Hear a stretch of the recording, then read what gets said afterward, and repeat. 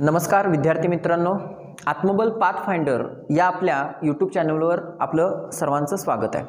बघा, आपली जी काही NTSC नॅशनल टॅलेंट सर्च ही जी काही 10वी मध्ये एग्जाम राहते, त्या एग्जामसाठीची ही आपण लेक्चर सिरीज सुरू केलेली आहे। त्याच्यामध्ये अत्यंत महत्त्वाचा जो सब्जेक्ट आहे सायन्स, या सायन्समधील फिजिक्स हा सब्जेक्ट आपण स्टार्ट केलेला आहे। त्याचबरोबर आपण केमिस्ट्रीचे, त्याचबरोबर बायोलॉजीचे आपण वेगवेगळे लेक्चर वेगवेगळ्या प्लेलिस्टमध्ये तुम्हाला या चॅनलवर दिसतील, ठीक आहे।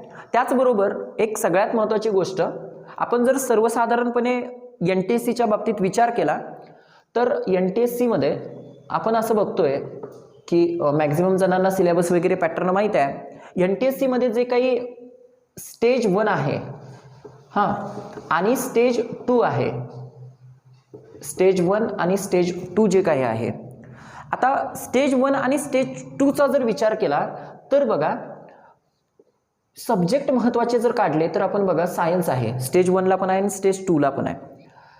त्यानंतर आपण बघतोय की मॅट आहे, मेंटल ॲबिलिटी टेस्ट,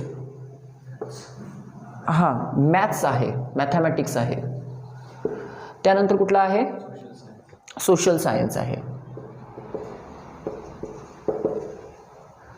आता हे जे सायन्स आहे म्हणजे ज्याच्यामध्ये फिजिक्स, केमिस्ट्री आणि बायोलॉजी, ते सायन्स आपण स्टेज 1 आणि स्टेज 2 ह्या दोघांच्यासाठी सुद्धा एकत्रच घ्यायचं, वेगळं घ्यायची काही आवश्यकता नाही आहे। म्हणजे स्टेज 1 असो किंवा स्टेज 2 असो, एकत्र होतं, काही प्रॉब्लेम नाही। मॅथ सुद्धा दोन्ही स्टेजसाठी एकत्र करता येतं, काही अडचण नाही आहे। मॅथ्सचे काही टॉपिक्स हे एकत्र होतात, पण काही टॉपिक्स तुम्हाला सेपरेट करावे लागतील, बरोबर आहे। ते आपण सेपरेट या चॅनेलवर संपूर्ण स्टेज 1 स्टेज 2 संपूर्ण तयारी करून घेणार आहोत, बरोबर आहे।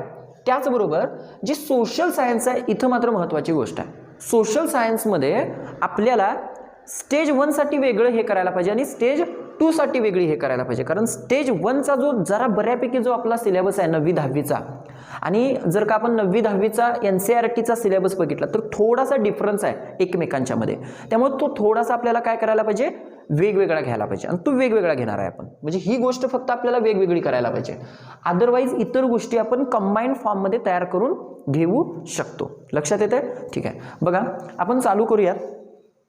आपलं जे लेक्चर आहे युनिट्स अँड मेजरमेंट, त्याचा जो सेकंड पार्ट आहे, पुढील पार्ट आहे, तो बघूया। फर्स्ट पार्ट आपण आधीच या चॅनेलवर अपलोड केलेला आहे, तो तुम्ही पहिल्यांदा पाहू शकता जर पाहिला नसेल तर, ठीक आहे। बघा,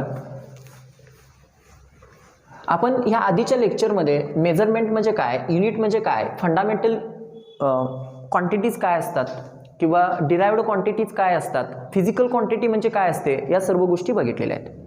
आता आपण बघूया ते म्हणजे what is means system of units. System of units काय आहे, हा महत्त्वाचा पॉईंट आपण बघूया, इम्पॉर्टंट पॉईंट आहे, लक्षात ठेवा। सिस्टम ऑफ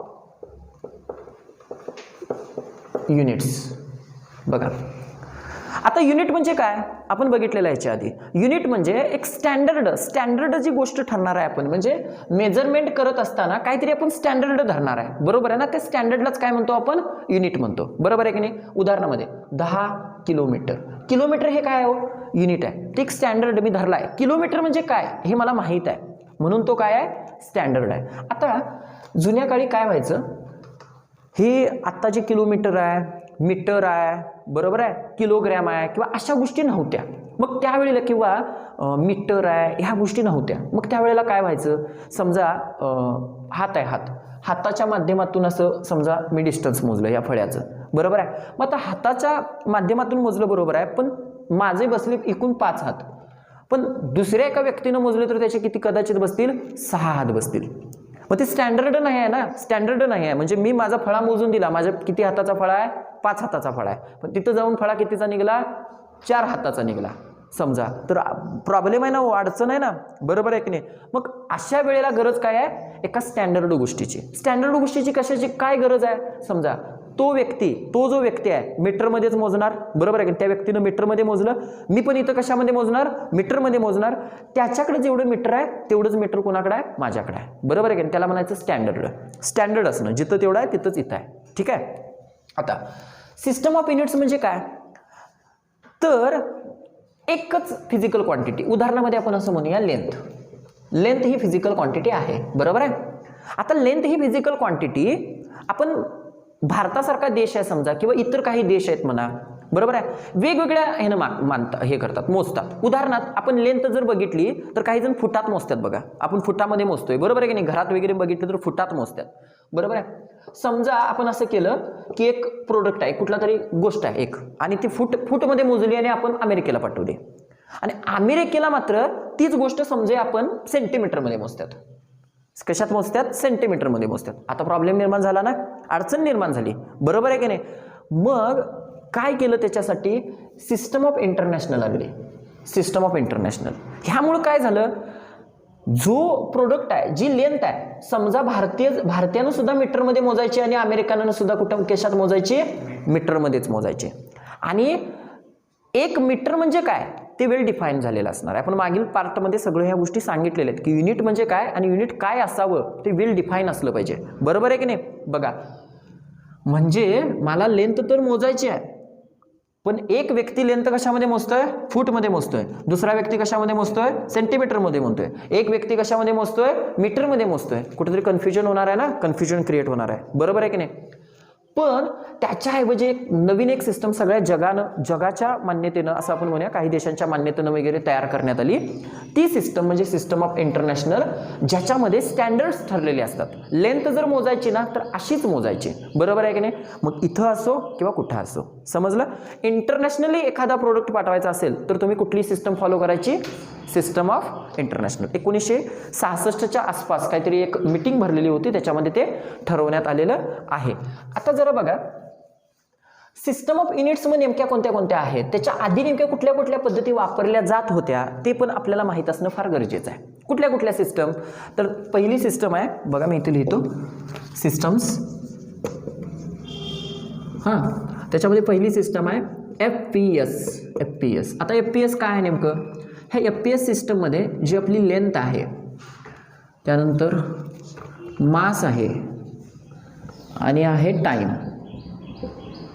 ह्या FPS सिस्टममध्ये जी आपली लेंथ आहे ती फूटमध्ये मोजली जाते. कशामध्ये मोजली जाते? फूटमध्ये मोजली जाते, लक्षात ठेवा, बरोबर आहे ना, फूटमध्ये मोजली जाते. ओके. त्यानंतर जे मास आहे, एखाद्या वस्तूचं मास आहे, ते कशामध्ये मोजलं जातं? पाऊंडमध्ये मोजलं जातं.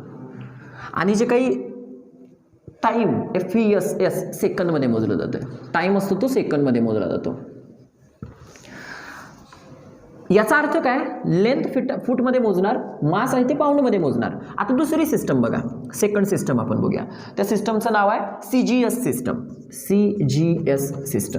CGS सिस्टममध्ये जी काही लेंथ आहे ती मोजणार सेंटीमीटरमध्ये.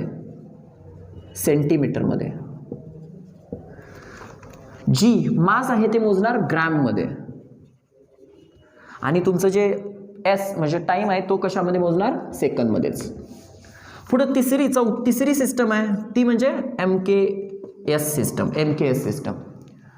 ज्या MKS सिस्टम जे आहे त्या MKS सिस्टममध्ये जी काही लेंथ आहे, लेंथ जी आहे ती लेंथ कशामध्ये मोजणार आहे? मीटरमध्ये. लक्षात ठेवा, लेंथ मोजणार आहे मीटरमध्ये. त्यानंतर मास जे आहे ते मोजणार आहे किलोग्रॅममध्ये. आणि जे टाईम आहे तो मोजणार आहे सेकंदमध्ये. आता ह्याचा अर्थ काय? सरळ आपल्याला समजते बघा, की जी FPS सिस्टम आहे तिथं लेंथ फूटमध्ये मोजतात. म्हणजे माझा देश, आमचा जर भारताचा देश आहे, भारतानं समजा असं केलं की CGS सिस्टम लागू केली भारतामध्ये, याचा अर्थ काय होणार? भारतामध्ये लेंथ कशी मोजली जाणार? सेंटीमीटरमध्ये. पण दुसऱ्या एका देशानं समजा FPS सिस्टम लागू केलेली आहे. कुठली सिस्टम? FPS system. आणि प्रोडक्ट हे करायचं आहे तर स्टँडर्डनेस राहत नाही ना. आपली जो प्रोडक्ट आहे तो कशामध्ये हे करून पाठवलेला आहे? पण सेंटीमीटरमध्ये. आणि तो जो प्रोडक्ट आहे तो कशामध्ये मोजणार ती व्यक्ती? FPS सिस्टम आहे ना त्याच्या देशामध्ये, कशामध्ये? फुटामध्ये मोजणार. मग कुठेतरी कन्फ्युजन क्रिएट होतं, बरोबर आहे की नाही.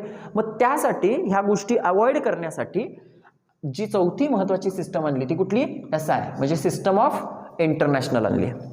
ज्यामध्ये एक स्टँडर्ड ठरलेला असणार आहे, स्टँडर्ड युनिट्स ठरलेली असणार आहेत, जी सगळ्यांना काय करावी लागतील? फॉलो करावी लागतील. उदाहरणामध्ये एखादा प्रोडक्ट आहे, हा प्रोडक्ट समजा SI system of international follow करत असेल तर त्या प्रोडक्टची जी लेंथ आहे ती कशामध्ये मोजली पाहिजे? मीटरमध्येच मोजली जाते.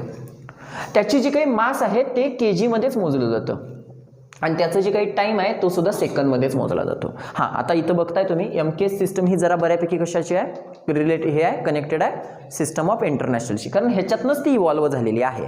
लक्षात ठेवा, दिस is very much important.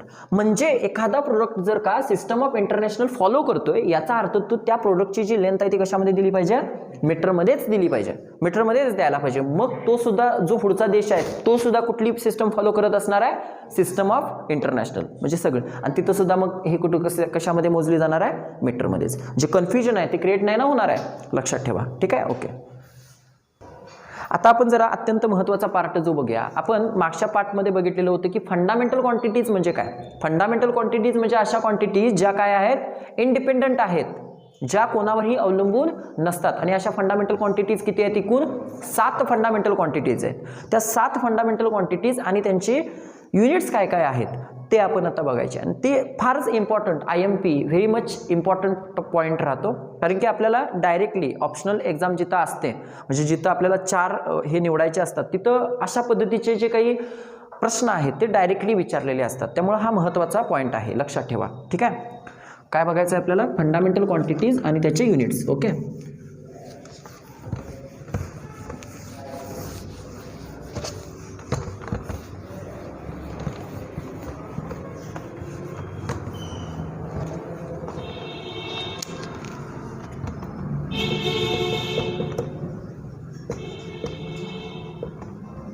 Fundamental quantities आणि त्याचे युनिट्स बघूया आपण. आता एकूण फंडामेंटल क्वांटिटीज किती आहेत, 7 आहेत फंडामेंटल क्वांटिटीज. बघा इथे लिहूया क्वांटिटी, फिजिकल क्वांटिटी आहे ना, लक्षात ठेवायचं. ही कुठली क्वांटिटी आहे, फिजिकल क्वांटिटी. ठीक आहे, पहिली फिजिकल क्वांटिटी आहे फंडामेंटल फिजिकल क्वांटिटी, ती म्हणजे लेंथ. सेकंड फंडामेंटल क्वांटिटी आहे ती म्हणजे मास, MASS, मास. थर्ड जी काही फंडामेंटल क्वांटिटी आहे ती कुठली आहे, टाइम. लक्षात ठेवा, टाइम आहे. त्यानंतर जी फोर्थ फंडामेंटल क्वांटिटी आहे ती कुठली आहे, amount of substance. Amount of substance, amount of substance, amount of substance.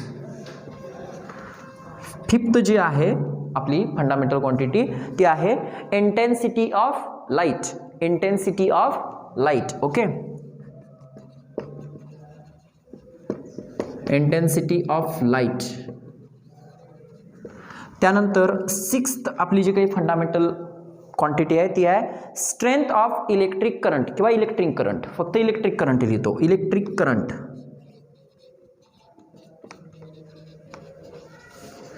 आणि त्यानंतर 7वी जी फंडामेंटल क्वांटिटी ती आहे टेम्परेचर. लक्षात ठेवा, कोणती आहे, टेम्परेचर. ओके,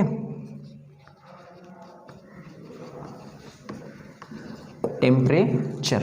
बघा फिजिकल क्वांटिटी म्हणजे ह्या फंडामेंटल फिजिकल क्वांटिटीज आहेत, त्याच्यापैकी पहिली फिजिकल क्वांटिटी कोण, फंडामेंटल.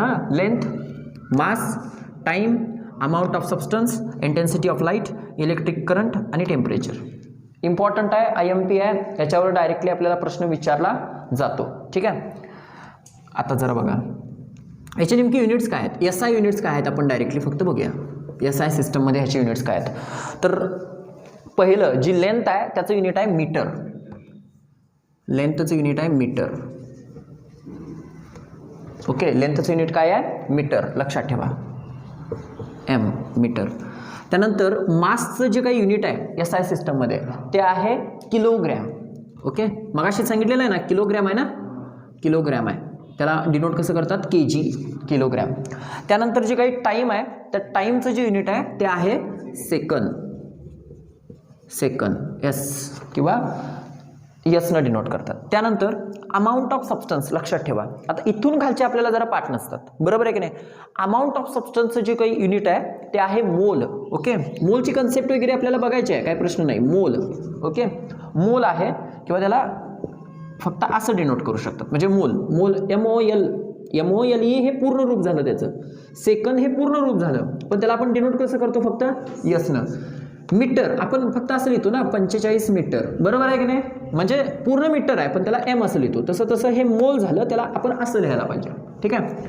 पुढं intensity of light, intensity of लाईटचं आहे कॅन्डेला. काय आहे? कॅन्डेला. लक्षात ठेवा कॅन्डेला. आणि त्याला हे केलं जातं सी डी या शब्दानं. पुढचं जे आहे म्हणजे कुठलं स्ट्रेंथ ऑफ इलेक्ट्रिक करंट, त्याचं जे युनिट आहे ते आहे एम्पियर. एम्पियर काय आहे? एम्पियर. हां लक्षात ठेवा काय आहे? एम्पियर. एम्पियर. आणि तुमचं जे काही टेम्परेचर आहे त्या टेम्परेचरचं युनिट आहे केल्विन. ठीक आहे. केल्विन. केल्विन. ओके. त्याची सेल्सिअस वगैरे युनिट आहे, फेरनहाइट युनिट आहे. आपण तो ज्या वेळेला चॅप्टर पूर्ण घेऊ त्यावेळेला आपण सांगणार आहे. बघा लक्ष ठेवा, फंडामेंटल क्वांटिटीज आणि त्याचे युनिट्स कोणते कोणते आहेत. एकूण 7 फंडामेंटल क्वांटिटीज आहेत आणि ही त्याची युनिट्स आहेत. 7च्या 7 आपल्याला पाठ असायला पाहिजेत.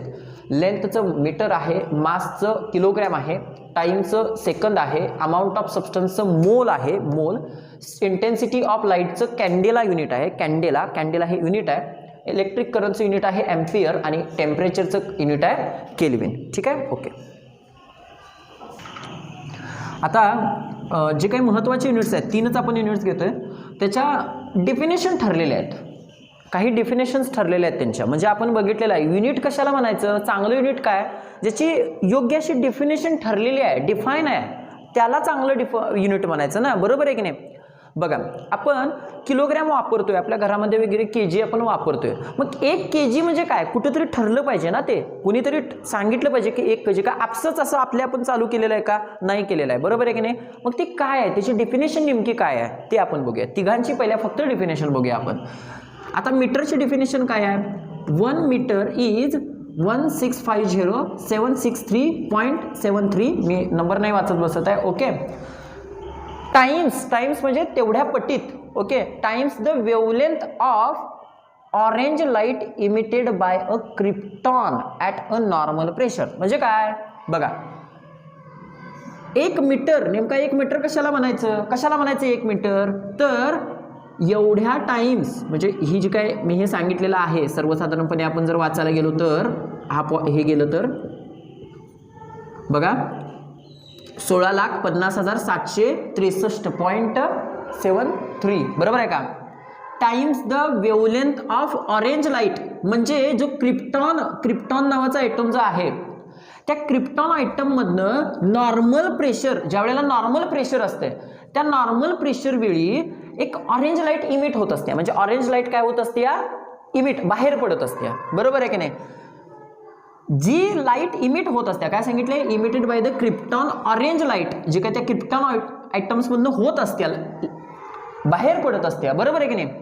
त्याच्या बघा त्याच्या 16,50,763 टाइम ची जेवढी वेवलेंथ असणार आहे त्या वेवलेंथला काय म्हणायचं असतं, 1 मीटर म्हणायचं असतं. म्हणजे समजलं ना, ती डेफिनेशन आहे त्याची. पुढची डेफिनेशन कोणाची आहे, किलोग्रॅमची आहे. 1 kilogram is the mass of certain cylinder made from alloy of platinum iridium. म्हणजे 1 किलोग्रॅम कशाला म्हणायचं, कुणाचं मास, एक पार्ट ठेवलाय, एक अलॉय ठेवलंय, एक मटेरियल ठेवलंय. काय, कुठलं मटेरियल ठेवलंय, प्लॅटिनम इरेडियमचं. कुठं ठेवलंय हे प्लॅटिनम इरेडियमचं मटेरियल, ते ठेवलेलं आहे bureau of weight and measures at Paris, फ्रान्सची राजधानी आहे. तिथल्या प्रयोगशाळेमध्ये एक अलॉय, एक मटेरियल ठेवलेलं आहे. त्याचं जेवढं मास आहे कुणाचं, प्लॅटिनम इरेडियमच्या अलॉयचं, तेच मास म्हणजे काय म्हटलं जातं, 1 kg. त्याच्या प्रयोगशाळेत ठेवलेल्या त्या ह्याचं आहे ना ते. पुढं what is 1 second. 1 second is the time taken by a caesium atom CS133, म्हणजे त्याचं ते समस्थानिक आहे, टू कंप्लीट 9192631770 व्हायब्रेशन्स. म्हणजे एवढे व्हायब्रेशन्स कंप्लीट होण्यासाठी या सीझियम ॲटमला किती वेळ लागतो, तेवढा वेळ म्हणजे केवढा वेळ, 1 सेकंद. म्हणजे विचार करा, 1 सेकंदामध्ये हा सीझियम ॲटम जो आहे तो ॲटम एवढी व्हायब्रेशन्स कंप्लीट करतोय, बरोबर आहे ना.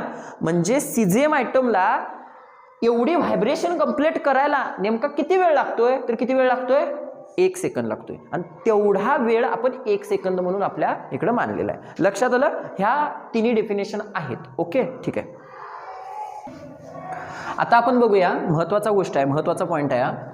सम स्मॉलर युनिट्स ऑफ डिस्टन्स किंवा डिस्टन्स जे आपण मोजत असतो, आपण आता बघितलं डिस्टन्स म्हणजे लेंथ मोजत असतो. लेंथ सर्वसाधारणपणे त्याचं एसआय युनिट काय आहे? मीटर आहे, बरोबर आहे की नाही? मीटरमध्ये मोजत असतो. पण तुम्हाला एक सर्वसाधारणपणे माहिती आहे, आपण समजा एखाद्या गावाला जात असतोय आणि गावाला जात असताना ह्याच्यात कशात मोजतोय आपण? मीटरमध्ये मोजतोय? नाही, किलोमीटरमध्ये मोजतोय, बरोबर आहे की नाही? समजा किंवा घरातल्या एखाद्या फरशीचं किंवा वहीच्या पानाचं हे मोजायचं असते, वही एक छोटी वही असते की नाही आपली, किंवा ह्या पेनाचं मला लेंथ मोजायची आहे, तर आपण मीटरमध्ये मोजतोय का? किलोमीटरमध्ये मोजतोय का? नाही, सेंटीमीटरमध्ये मोजू आपण. म्हणजे याचा अर्थ काय? आपल्याला कुठल्या गोष्टी हे करायच्या आहेत त्याच्यानुसार आपण मात्र युनिट चेंज करतो की नाही? करतो. आपल्याला माहिती आहे ते जे युनिट वापरतो ते कसं वापरतो आपण, ते जे मीटर असतं ना, मीटर स्टँडर्ड ठरला आहे आपण, माहिती आहे. म्हणजे लेंथ मोजायसाठी स्टँडर्ड कोण आहे? मीटर आहे. पण त्याच्या मल्टिप्लिकेशनमध्ये आणि त्याच्या म्हणजे एकतर डिव्हिजनमध्ये त्याला कमी तरी आणतो, म्हणजे काही वेळेला सेंटीमीटर वापरतो म्हणजे त्याला लहान करतो, नाहीतर त्याला मोठ्या रूपामध्ये वापरतो. हे आपल्याला सर्वसाधारणपणे माहीत आहे. ठीक आहे. आता बघा इथं जरासं लक्ष द्या. 1 सेंटीमीटर म्हणजे आपल्याला समजा लहान अंतर म्हटलं ना, मी लहान अंतर मोजायचं आहे तर आपण सेंटीमीटरमध्ये वापरू. मग 1 centimetre is equal to 10⁻² metre. याचा अर्थ काय? मीटरचा 100वा भाग. 1 मीटर आहे की नाही, त्याचा 100वा भाग. म्हणजे 1 मीटर आहे की नाही, मोठ्याच्या मोठं त्याचे असे 100 भाग पाडले आणि तो एक भाग असतो की नाही, त्यालाच काय म्हणायचं? 1 सेंटीमीटर. याचा अर्थ असा असतो, लक्षात ठेवा. पुढं जे आहे 1 मायक्रोमीटर. याचा अर्थ बघितला आपण, 1चा 1000वा म्हणजे मीटरचा 1000वा भाग.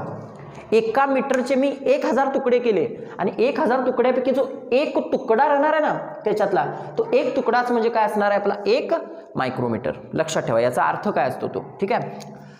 1 मायक्रोमीटर किंवा 1 मायक्रॉन म्हणजे काय? हा हे मिलीमीटर आहे, हे मायक्रोमीटर म्हणजे काय? हे मिलीमीटर आहे. लक्षात ठेवा, सॉरी, हे मिलीमीटर आहे. 1 मायक्रोमीटर किंवा 1 मायक्रॉन म्हणजे काय? 10⁻⁴ सेंटीमीटर. इथं सेंटीमीटरमध्ये केले, हे नाही लक्षात ठेवलं तरी चालेल सध्यासाठी.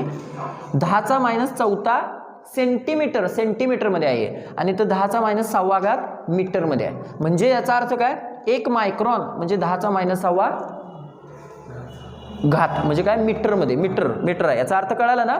एका मीटरचे किती भाग हे केले मी? 6 नव्हे, समजलं काय? एवढे भाग केले, एका मीटरचे एवढे भाग केले आणि त्यातला एक जो भाग असणार आहे तो काय असणार आहे? 1 मायक्रॉन असणार आहे. पुढे 1 नॅनोमीटर म्हणजे 10⁻⁹ मीटर. लक्षात ठेवा, मीटरचं पाठ ठेवा, महत्वाचं म्हणजे मीटरवर फोकस करा. 1 नॅनोमीटर हा प्रश्न विचारतात. 10⁻⁹ 10⁻⁹ समजलं ना? लक्षात ठेवा, नॅनोमीटर म्हणजे. नंतर 1 अँगस्ट्रॉम म्हणजे हे काय आहे? एकदम छोटी गोष्ट तुम्हाला मेजर करायची आहे. उदाहरणामध्ये ॲटॉम्स असतात, ॲटॉम्स, हां बरोबर आहे ना, ॲटॉम्स, आणि त्याच्यामध्ये तुम्हाला ॲटॉम्सची लेंथ वगैरे समजा हे करायची आहे, मेजर करायची आहे, तर तिथं तुम्हाला एकदम लहान वापरावं लागणार ते अँगस्ट्रॉम सारखं. अँगस्ट्रॉम म्हणजे काय? 1 angstrom is equal to 10⁻⁻10 metre. हां, हे पाठ ठेवायचे आहेत, ह्या गोष्टी ज्या आहेत त्या पाठ ठेवायच्या आहेत, सोप्या आहेत. 1 सेंटीमीटर म्हणजे 10⁻². 1 मायक्रोमीटर म्हणजे 1 मिलीमीटर म्हणजे 10⁻³ नंतर 1 मायक्रॉन म्हणजे 10⁻⁶. 1 मायक्रॉन म्हणजे 10⁻⁶. 1 नॅनोमीटर 10⁻⁹. हे महत्वाचं आहे, इम्पॉर्टंट आहे, लक्षात ठेवा, याच्यावर प्रश्न विचारतात. त्यानंतर 1 अँगस्ट्रॉम म्हणजे 10⁻⁻. आणि 1 फर्मी म्हणजे काय? ॲटॉम्स असतो ना, ॲटॉम्स म्हणजे न्यूक्लियस असतो की नाही, त्या न्यूक्लियसमध्ये तुम्हाला जर का समजा हे कर एकदम लहान, अतिशय लहान, तर तुम्हाला काय किलोमीटर वापरून चालेल?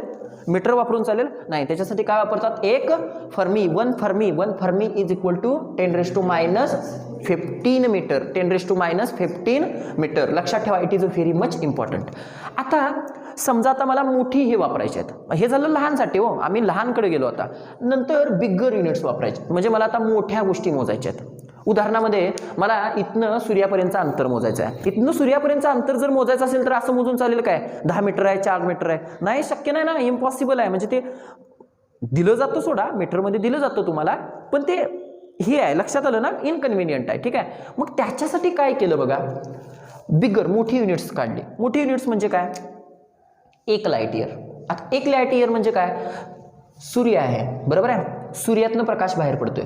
हा जो बाहेर पडलेला प्रकाश आहे हा सर्वसाधारणपणे एका सेकंदाला 3 लाख किलोमीटर जातोय. एका सेकंदाला किती लाख किलोमीटर जातोय? 3 लाख किलोमीटर जातोय. एका सेकंदाला जर 3 लाख किलोमीटर जात असेल तर एका वर्षात काहीतरी किलोमीटर जात असेल ना. एका वर्षात हा जो इथनं बाहेर सूर्यापासून निघालेला जो प्रकाश आहे हा प्रकाश एका वर्षात एवढं अंतर पार करतोय. 9.46 × 10⁻15 मीटर एवढा अंतर पार करतोय. कोण? सूर्यापासून पडलेला बाहेर प्रकाश. आणि तेच म्हणायचं काय? एक लाईट इयर. म्हणजे काय?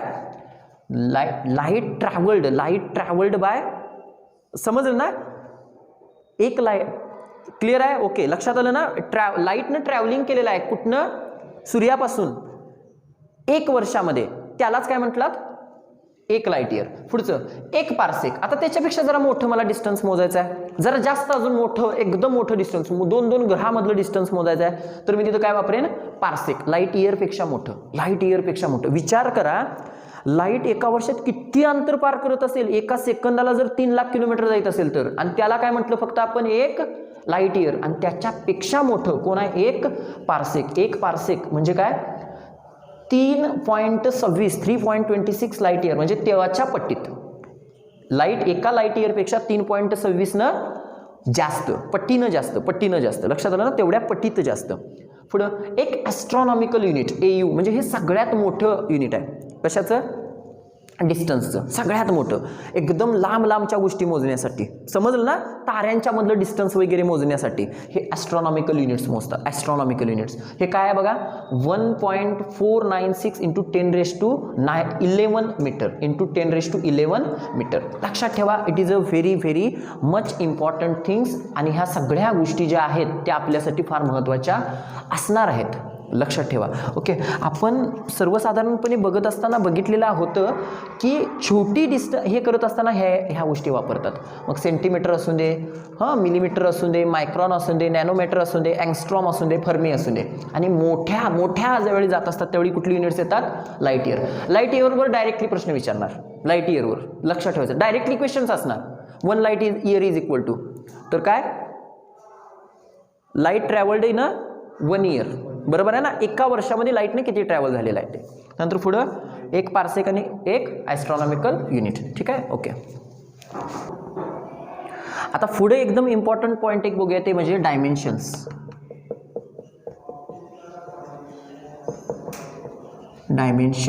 Okay, dimensions. आता डायमेन्शन्स म्हणजे काय, किंवा डायमेन्शन फॉर्म्युला म्हणजे काय? Dimensional formula.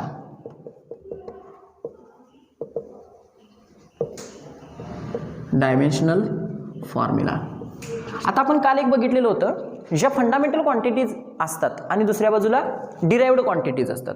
ह्या डिराइव्ड क्वांटिटीज कशावर डिपेंड असतात? फंडामेंटल क्वांटिटीजवर डिपेंड असतात. बरोबर आहे ना? त्या इंडिपेंडंट असतात का? नाही, ते डिपेंड असतात. कुणावर? फंडामेंटल क्वांटिटीजवर. तर डायमेन्शनल फॉर्म्युला नेमकं काय आपल्याला दाखवत असतो की जी डिराइव्ड क्वांटिटी आहे किंवा फंडामेंटल क्वांटिटी असू दे, ती derived quantity, basically derived quantity, ही डिराइव्ड क्वांटिटी नेमकी कोणत्या फंडामेंटल क्वांटिटीजवर अवलंबून आहे तरी ते दिसते ना आपल्याला. पण कशावर अवलंबून आहे हे आपल्याला कशावरनं दिसतंय? ह्या डायमेन्शनल फॉर्म्युलानं दिसते. ठीक आहे? बेसिकली डायमेन्शनल फॉर्म्युला वापरत असताना डायमेन्शनल फॉर्म्युला आपण माहिती आहे, लेंथ, दुसरं म्हणजे मास आणि तिसरं म्हणजे टाइम. लेंथचं युनिट आहे मीटर, मासचं युनिट आहे kg आणि ह्याचं युनिट काय आहे? सेकंद. हे तर आपल्याला 2-3 गोष्टी क्लिअरली समजलेल्या असतील आणि ह्या माहीतच आहे आपल्याला. फक्त काय केलं जातं लक्षात ठेवा, ह्याच्यामध्ये डायमेन्शनल फॉर्म्युल्यामध्ये ह्याला m हे केलं जातं. ठीक आहे? MLT असं हे केलं जातं. ह्याला L लेंथ, MLT. ठीक आहे? सॉरी, ह्याला M केलं जातं, ह्याला L केलं जातं, ह्याला T केलं जातं. MLT असं डिनोट केलं जातं. लक्षात ठेवा. आपण बघणार आहे, बघितल्यानंतर तुम्हाला थोड्याफार बारीक सारीक गोष्टी ज्या आहेत त्या व्यवस्थितरित्या समजतील. पण पहिल्यांदा आपण बघूया ते म्हणजे डायमेन्शनल फॉर्म्युलाचा नेमकं डिफिनेशन काय आहे. कशाला म्हणतात dimensional formula? It is an expression. हे एक एक्सप्रेशन आहे. कशाचं एक्सप्रेशन आहे? विच शोज, बघा, it is an expression which shows, जे दाखवतं आपल्याला which shows how and which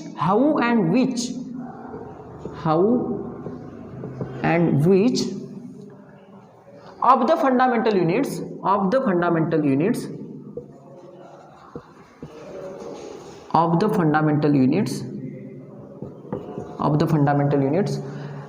are required to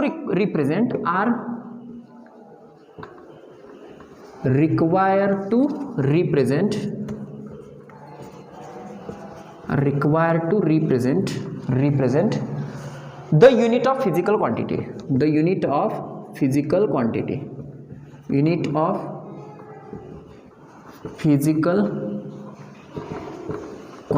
जरासं बघा, एखादी फिजिकल क्वांटिटी मला दाखवायची आहे, मला शो करायची आहे, ती जी फिजिकल क्वांटिटी आहे ती फिजिकल क्वांटिटी कशावर डिपेंड असणार आहे? फंडामेंटल युनिट्सवर. काल सांगितलं आपण फंडामेंटल किंवा फंडामेंटल क्वांटिटीवर, म्हणजे इंडिपेंडेंट तर नसते ना, डिराइव्ड क्वांटिटी असते ती इंडिपेंडेंट नसते, बरोबर आहे की नाही? किंवा कुठलीही एक फिजिकल क्वांटिटी असू दे तिला युनिट हे असतं की नाही? बरं मला सांगा, एखादी फिजिकल क्वांटिटी, ही फिजिकल क्वांटिटी रिप्रेझेंट करण्यासाठी आपण काय वापरत असतो? काही फंडामेंटल युनिट्स वापरत असतो. ती जी फंडामेंटल युनिट्स असतात ती नेमकी कोणती वापरलेली आहेत, कोणती वापरलेत ते आपल्याला कोण दाखवतं? Dimensional formula. तो डायमेन्शनल फॉर्म्युला काय आहे काय नाही, काही क्वांटिटीचं आपण काढून बघूया, त्यावेळेला तुम्हाला ते व्यवस्थितरित्या समजेल. ओके ठीक आहे. आता ह्याच्यामध्ये एक सगळ्यात महत्त्वाची गोष्ट आहे, ज्या वेळेला आपण डायमेन्शनल फॉर्म्युला दाखवत असतो त्यावेळेला मास, लेंथ आणि टाइम, ह्याच्यासाठी माससाठी m, लेंथसाठी l आणि टाइमसाठी t असं शो केलं जातं.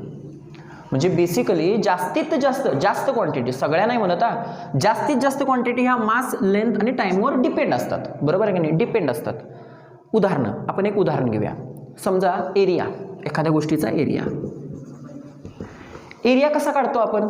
एरियाचं युनिट काय? मीटर स्क्वेअर ना, मीटर स्क्वेअर, बरोबर आहे की नाही?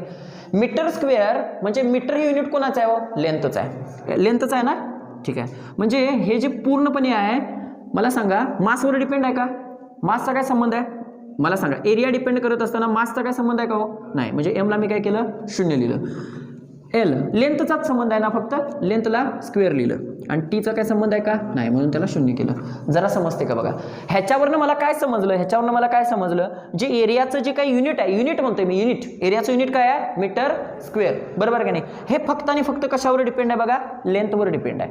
लेंथ या फंडामेंटल याच्यावर संबंधित आहे, बरोबर आहे ना? फंडामेंटल युनिटवर संबंधित आहे. लक्षात आलं काय? लेंथच्या फंडामेंटल युनिटवर. मासशी संबंधात आहे का ते? टाइमचा काय संबंध आहे का? नाही. समज ना, सिंपल साध्या आहे ना. किंवा आणखीन एक मी उदाहरण घेतो तुम्हाला. युनिट ऑफ डेन्सिटी किंवा डेन्सिटी म्हणजे काय? Density, what is means density? Density is equal to mass upon volume. Density is equal to mass upon volume, बरोबर आहे ना? माहित नसेल तर आपल्याला पुढे हळू समजत जाईल ते. Density is equal to mass upon volume. मासचं युनिट काय आहे? kg. व्हॅल्यूमचं युनिट काय आहे? Metre cube. व्हॅल्यूमचं युनिट काय आहे? Metre cube. मीटर युनिट कशाचं आहे? लेंथचं आहे. मीटर युनिट कशाचं आहे? लेंथचं आहे ना. लक्षात आलं की नाही? मीटर युनिट कशाचं आहे? सरळ लिहित आहे बघा, ते लेंथचं आहे. म्हणजे मी ह्याला असं लिहू शकतो का? मास kg. मास कुणाचा आहे? माससाठी मी काय डिनोट करतोय? m. माससाठी युनिट काय करतोय? डिनोट m करतोय, बरोबर आहे? आणि मीटर क्यूब व्हॅल्यूम लेंथचं युनिट आहे, म्हणजे त्याच्यासाठी मी हे काय करतोय? एलचा क्यूब. लक्षात आलं का बघा? महत्वाचं आहे. मास अपॉन व्हॅल्यूम म्हणजे डेन्सिटी ना, बरोबर आहे की नाही? मग मास हे आपण हे, बरोबर आहे की नाही, डिनोट करतोय मास. आणि व्हॅल्यूम मीटर क्यूब म्हणजे लेंथ क्यूब मध्ये डिनोट करतोय. लक्षात आलं ना? इथं व्हॅल्यूमसाठी. ठीक आहे. आता जरा बघा, हीच गोष्ट मी काय करू शकतो? हा जो डायमेन्शनल फॉर्म्युला आहे मीटरवर अवलंबून आहे का नाही? आहे. इथं दिले सरळ मीटरवर अवलंबून आहे. M1 L याचा अर्थ बघा, आणि T0 हा डायमेन्शनल फॉर्म्युला होईल कोणाचा? डेन्सिटीचा. याचा अर्थ काय? डेन्सिटीचं जे काही युनिट आहे ते डेन्सिटीचं युनिट मीटरवर अवलंबून आहे का? आहे, दिसतंय मला. मीटर आहे त्याच्यामध्ये सरळ पुढं, किंवा मासवर अवलंबून आहे. ते जे युनिट आहे ते लेंथवर अवलंबून आहे का नाही? आहे. ते मला सांगा, टाइमवर अवलंबून आहे का? नाही. इथे 0 दाखवते म्हणजे नाही ना? 0 दाखवते म्हणजे नाही. 0 दाखवलं तर नाही. समजलं ना? ओके, ठीक आहे. ओके. आता जरासं आणखीन एक गोष्ट बघा, एक महत्त्वाची गोष्ट, ठीक आहे. तुम्हाला व्हेलॉसिटी म्हणजे काय माहिती आहे? व्हेलॉसिटी त्याच्या संदर्भात जरा शांतपणे आपण व्यवस्थितरित्या बघूया. हां, शांतपणे बघूया. मग त्याचा डायमेन्शनल फॉर्म्युला काढूया, ॲक्सिलरेशनचा डायमेन्शनल फॉर्म्युला काढूया, वर्कचा डायमेन्शनल फॉर्म्युला काढूया. म्हणजे त्यानंतर आपल्याला नेमकी ही जी कन्सेप्ट आहे, म्हणजे काही जणांना कन्फ्युजन आहे, ती कन्सेप्ट आपल्याला काय होईल, अजून क्लिअर होईल. ओके, जरा बघा, लक्ष द्या.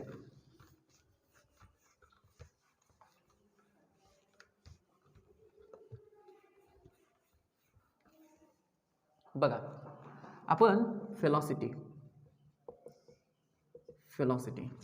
म्हणजे काय? Displacement upon time, with displacement upon time. हे सर्वांना माहिती आहे, काही जणांना, मॅक्झिमम जणांना तर माहिती आहे. डिस्प्लेसमेंट अपॉन टाइम, डिस्प्लेसमेंटसाठी शब्द कुठला आहे? येस, बरोबर की नाही? डिस्प्लेसमेंट हे ऍक्च्युली काय असते हो? लेंथच असते ना. डिस्प्लेसमेंट म्हणजे काय? लेंथच असते, ती डिस्टन्सच असते ना ते, बरोबर आहे की नाही? डिस्प्लेसमेंट म्हणजे ह्याच्यासाठी मी एल लिहू शकतो का नाही? लिहू शकतो, ती लेंथच आहे. आणि टाइम आहे, खाली टाइम आहे ना, म्हणून त्याच्यासाठी टी लिहू शकतो. काय प्रॉब्लेम आहे? नाही. म्हणजे हा त्याचा डायमेन्शनल फॉर्म्युला झाला. कुणाचा? व्हेलॉसिटीचा. म्हणजे दिसते व्हेलॉसिटी अवलंबून आहे लेंथ आणि टाइमवर, बरोबर आहे. म्हणजे ह्याच्यावरनं मी ह्याचा डायमेन्शनल फॉर्म्युला असा लिहू शकतो का? लिहू शकतो की. काय प्रॉब्लेम आहे? एल आहे असं ठेवलं, टी वर घेतला. कालच्या लेक्चरमध्ये सांगितलंय कधी पण असं लिहायचं नाही, असं लिहायचं आहे म्हणून. टी वर घेतला तर -1 होणार. लक्षात आलं की नाही? ठीक आहे, ओके. आता पुढे काढूया ऍक्सिलरेशनचं. ऍक्सिलरेशन म्हणजे काय असतं? What is means acceleration? Acceleration म्हणजे change in velocity with respect to time. Change in velocity with respect to time. Velocity काय होणं? चेंज होणं, बरोबर आहे ना. म्हणजे V minus U upon T. V म्हणजे बघणार आहे पुढं, सगळ्या गोष्टी बघायच्या आहेत आपल्याला. व्हेलॉसिटी म्हणजे काय, ऍक्सिलरेशन म्हणजे काय, फक्त आता आपण एक्झाम्पलसाठी सुरुवातीला इथं बघायला लागलोय, बरोबर आहे. आता ह्याचा अर्थ काय? Velocity, change in velocity upon time. म्हणजे ही ऍक्च्युली काय आहे हो? व्हेलॉसिटीच आहे ना. इथं वरती चेंज इन व्हेलॉसिटी म्हणजे व्हेलॉसिटी आहे आणि खाली काय आहे? टाइम आहे, बरोबर आहे की नाही. आता मला जरा सांगा, व्हेलॉसिटीचा डायमेन्शनल फॉर्म्युला काय काढलाय आपण? काय आहे तो? LT-1, बरोबर आहे. आणि टाइमचा डायमेन्शनल फॉर्म्युला टीच असतोय, टाइमच आहे, टीच आहे ना तो टाइम, तर टी मध्येच आपण हे करणार आहे. आता हे टी मी वर घेतलं, हे टी कुठे घेतलं? वर घेतलं, तर काय होणार? LT-2. हा डायमेन्शनल फॉर्म्युला कोणाचा येईल? ऍक्सिलरेशनचा येईल. लक्षात ठेवा, it is a very much important. Okay, आता तुम्हाला थोडीशी कन्सेप्ट क्लिअर झाली आहे का? बघा, आपण अशाच पद्धतीनं ह्या पॉईंटमध्ये, म्हणजे ह्या चॅप्टरमधील युनिट्स अँड मेजरमेंटमधील आणखीन काही कन्सेप्ट जर राहिलेले असतील तर ते पुढं उद्यापासून आपण कंटिन्यू करतोय, लक्षात ठेवा. पण याच्यातली each and every concept very important आहे. या चॅप्टरवर NTC सारख्या एक्झामला किंवा भविष्यामध्ये ज्या JEE एक्झाम वगैरे तुम्ही जाणार आहे तिथं सुद्धा हे जे बेसिक आहे, हे जे फाउंडेशन आहे, अत्यंत महत्त्वाचं राहणार आहे. ओके, ठीक आहे.